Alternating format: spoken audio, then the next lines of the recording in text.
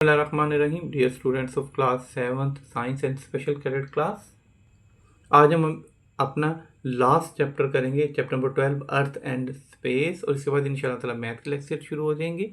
देखिए, जो इसका 12th चैप्टर है अर्थ एंड स्पेस, जितने भी कैडेट कॉलेजेस हैं उसमें से मस्ट है कि इसमें से कुछ ना कुछ पोर्शन ज़रूर होता है।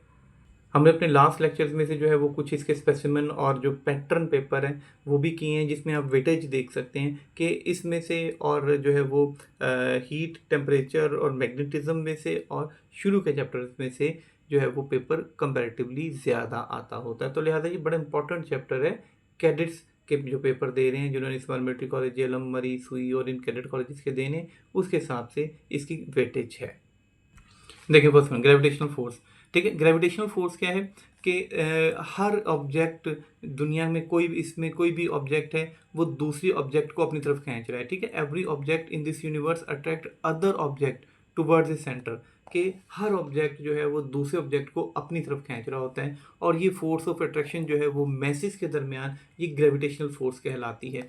फॉर एग्जाम्पल, जिसमें से इसमें से दी हुई है वो सन की और अर्थ की है। अगर ये सन है, ये अर्थ है, तो सन अर्थ को खींच रहा है, अर्थ सन को खींच रही है। इसी तरीके से हमारे इर्द गिर्द जितनी भी चीज़ें हैं वो एक दूसरे को खींच रही हैं, जिसे न्यूटन्स लॉ ऑफ ग्रेविटेशन कहते हैं। ठीक है, और ये जो फोर्स होती है वो ग्रेविटेशनल फोर्स होती है। बाकी एक लॉ है कि वो इनके मैसेज के डायरेक्टली प्रोपोर्शनल और इनके जो दरमियान में जितना भी सेंटर में डिस्टेंस होता है उसके इन्वर्सली प्रोपोर्शनल होता है। सो बहरहाल अभी तक आपने ये याद रखना है, the force of attraction between objects of message is called gravitational force, कि इन ऑब्जेक्ट्स के दरमियान में फोर्स ऑफ अट्रैक्शन एक पाई जाती है जिसको ग्रेविटेशनल फोर्स कहते हैं। The effect of gravitational force between two small masses is too little to be felt. हमारी आम इस दुनिया के अंदर छोटी मोटी हर चीज़ जो है वो दूसरी चीज़ को अट्रैक्ट कर रही है, लेकिन ये बहुत ही कम होती है, जिसको कि हम फील भी नहीं कर सकते, नेग्लिजिबल होती है। लेकिन जब अगर हम मैसिव ऑब्जेक्ट्स की बात करें, सेलेस्टियल ऑब्जेक्ट्स की बात करें, जैसे कि सन है, स्टार है, बाकी यहाँ पे इसको बाकायदा तौर पे ऑब्जर्व किया जा सकता है।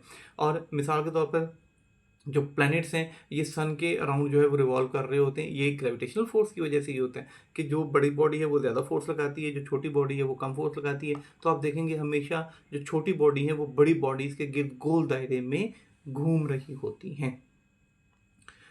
ये फोर्स ही होती है, ग्रेविटेशनल फोर्स होती है जो इसको रोटेट करवा रही होती है। वेल सेंट्रीपिटल फोर्सेस भी होती है, सेंट्रीफ्यूगल भी होती है। देखिए, the earth gravity.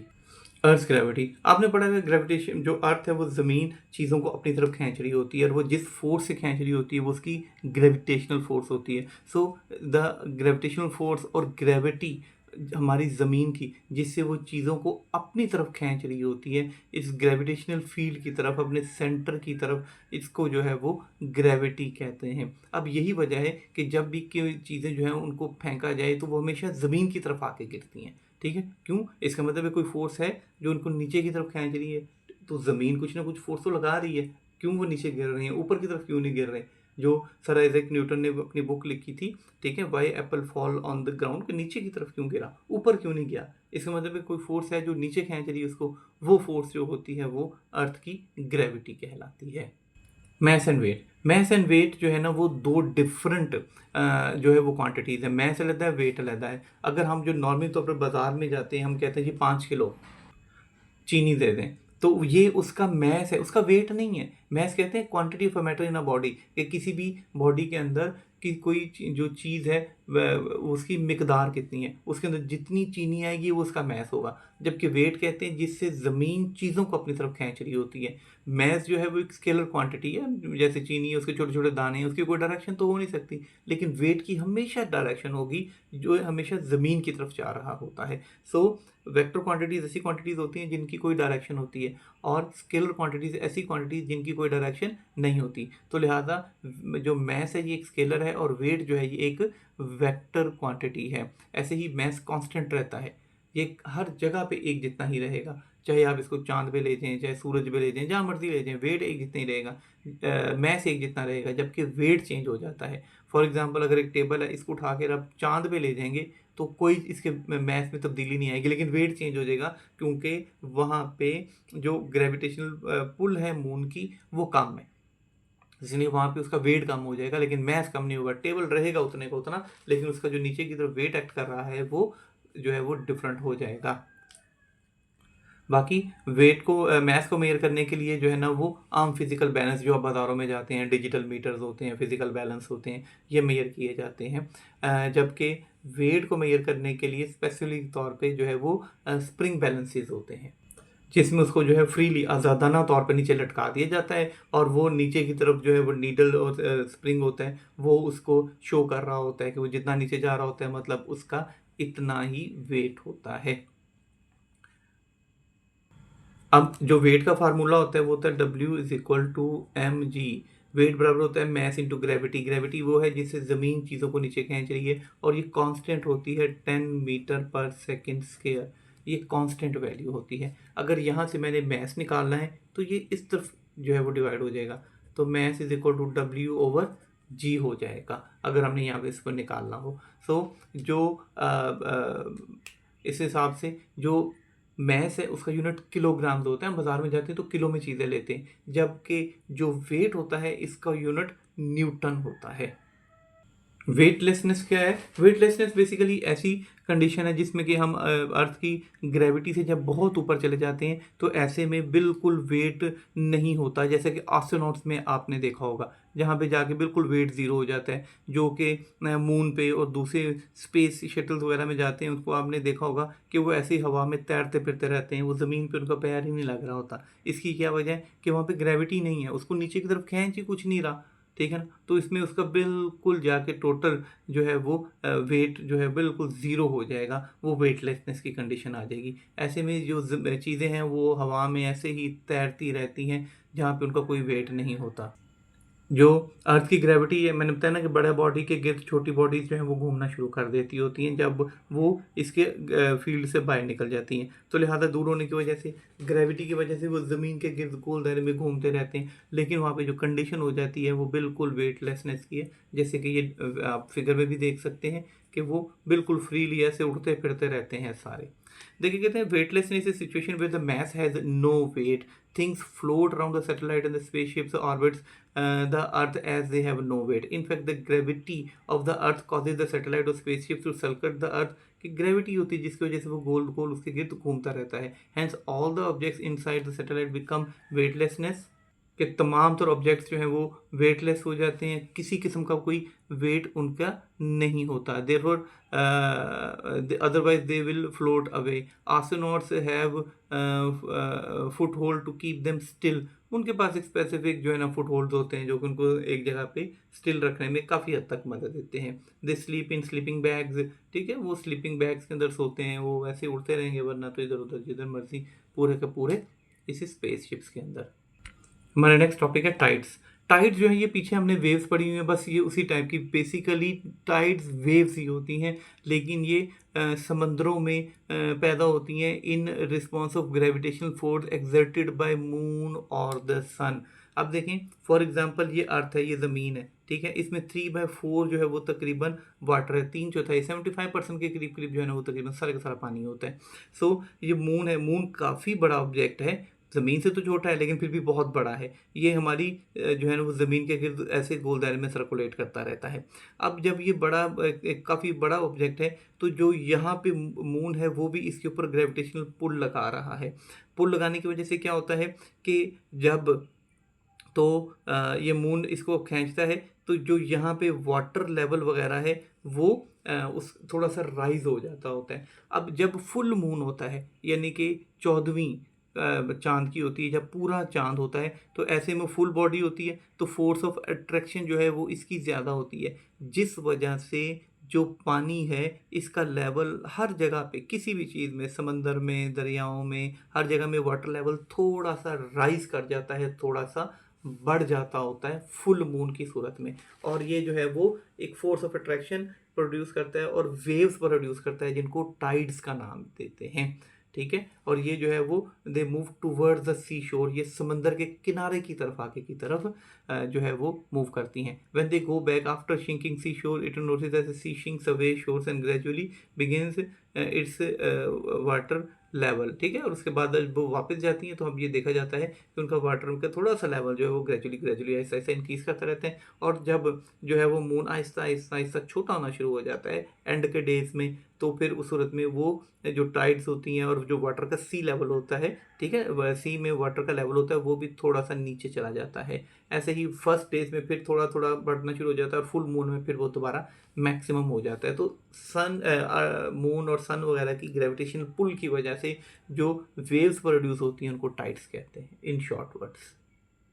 Next one, annual revolution of earth around the sun, कि सन के गिर्द जो एनुअली तौर पे घूम रही होती है हमारी ज़मीन। फॉर एग्जांपल ये देखें, इस डायग्राम से देखें कि ये सन है, ठीक है, सूरज है और ज़मीन इसके गिर्द ऐसे चारों तरफ जो है वो घूम रही होती है। कहते हैं वी हैव सीजन्स, हमारे जो हैं वो सीजन्स होते हैं। ये कैसे होते हैं कि ये आप डायग्राम देखें कि यहाँ से जो है सन से बिल्कुल सीधा सीधा जो है वो ज़मीन आ जाती होती है। ऐसी सूरत में सूरज की शुआएं सीधी ज़मीन के ऊपर पड़ती हैं। सो यहाँ पर टेम्परेचर जो है वो इंक्रीज़ हो जाता है और ये जो दौरानिया होता है वो समर का होता है, ठीक है। और यहाँ पे जाके जो है वो इसका डिस्टेंस ज़्यादा हो जाता है और सूरज की शुआएं तिरछी पड़ती हैं, बिल्कुल सीधी नहीं पड़ती, तिरछी पड़ती हैं। ऐसे में इन दिनों में टेम्परेचर कम होता है और इसे हम सर्दियाँ कहते हैं। जो इसके दरमियान में सीजन्स होते हैं, ये देखें कि जब ये इस तरफ रोटेट कर रहा है तो ये दिसंबर के बाद यहाँ पे जो है ना वो विंटर और फिर ये समर, फिर ये स्प्रिंग और फिर ये लॉन्गेस्ट डे, और ये इस तरीके से पूरा जो है ना वो रेवोल्यूशन के दरमियान में पूरा एक साल गुजर जाता होता है। The seasons on the earth are due to the revolution of the sun and its tilts on its side. The earth moves around the sun. Such movements of earth is called revolution. कि सन जो है कि गिर्द जो ज़मीन है वो गोल दायरे में घूम रही होती है, जिसको कि जो है वो रेवोल्यूशन ऑफ द अर्थ कहते हैं। और अपना ये एक चक्कर जो है वो 365 डेज में पूरा करती है। जब एक चक्कर 365 डेज में पूरा करती है तो इसका मतलब जब एक चक्कर पूरा कर लिया तो एक साल पूरा हो गया। देखेंगे कहते हैं हाउ सीजन चेंज, सीजन कैसे चेंज होते हैं। कहते हैं the earth axis of rotation is tilted at certain angle with respect to the plane of rotation around the sun, के सन की जो एक्सिस ऑफ रोटेशन है ये टिल्ट झुकी हुई होती है कुछ एंगल पे with respect to plane of rotation, जिस हिसाब से वो रोटेट कर रहा होता है। Due to this axial tilt different region of the earth change distance from the sun, तो सन के साथ उनका मुख्तलिफ जगहों पे डिस्टेंस जो है वो चेंज हो जाता है। This cause change in seasons, यही वजह है कि सीजन्स जो हैं वो जो है मौसम वो बदलते रहते हैं, क्योंकि अर्थ जो है वो ना सिर्फ सर्कुलेट कर रही है यानी रिवॉल्व कर रही है अराउंड द सन, बल्कि वो स्पिन भी कर रही है, ऐसे खुद भी गोल दायरे में घूम रही होती है।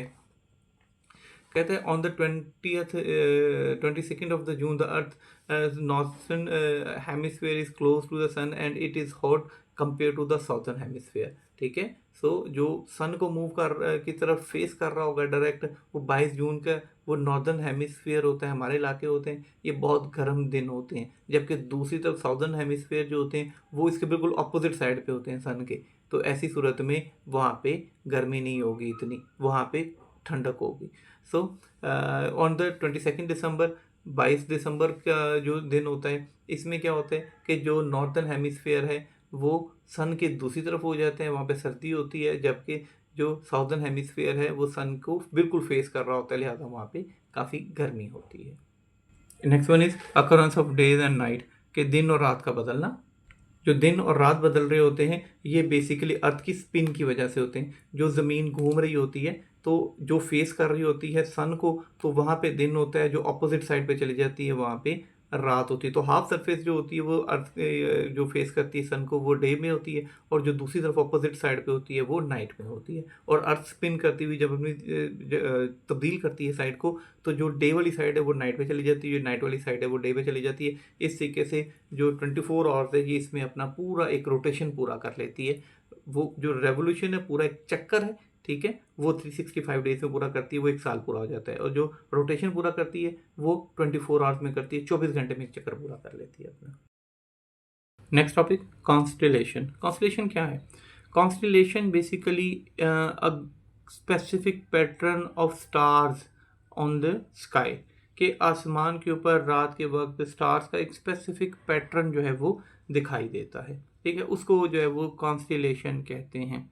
आ, ये बहुत हेल्पफुल होता है जब हम स्काई से रास्ते, पाथ, वेज वगैरह ऐसी चीज़ें मालूम करते हैं। कहते अर्थ रिवॉल्वेशन, सबसे पहले कॉन्स्टिलेशन कहते हैं the specific pattern of stars is known as constellation. The constellations are helpful in mapping in the sky, ठीक है, आसमान के ऊपर मैपिंग करने में हेल्पफुल होते हैं। Earth revolution around the sun causes the constellation appear during certain part of the year, कि जब ज़मीन घूम रही होती है तो इस सूरत में एक स्पेसिफिक ख़ास पैटर्न जो है स्टार्स के ये अपीयर होते हैं आसमान के ऊपर। जो मेन है वो कौन कौन से हैं? सबसे पहले है उर्सा मेजर और बिग डिपर। कहते हैं उर्सा मेजर और Big Dipper constellation consist of the 7 stars, 4 stars make the bowl and the 3 stars of them its handle. 4 जो है इसमें से स्टार उसका बाउल बनाते हैं और 5th वन जो बाकी 3 है वो इसका हैंडल बना रहे होते हैं। ये हम आपके सामने है, ठीक है, figure 12.6। A bright star on the end of the bowl points the pole star, जो बिल्कुल एंड में होता है उसके हैंडल के वो पोल स्टार की तरफ जो है ना वो निशानदेही करता है। It is an area in the sky which can be use for reference of purpose, जो कि हम किसी रेफरेंस के लिए, किसी एक डायरेक्शन के लिए आप कह लें कि हम यूज़ कर सकते हैं।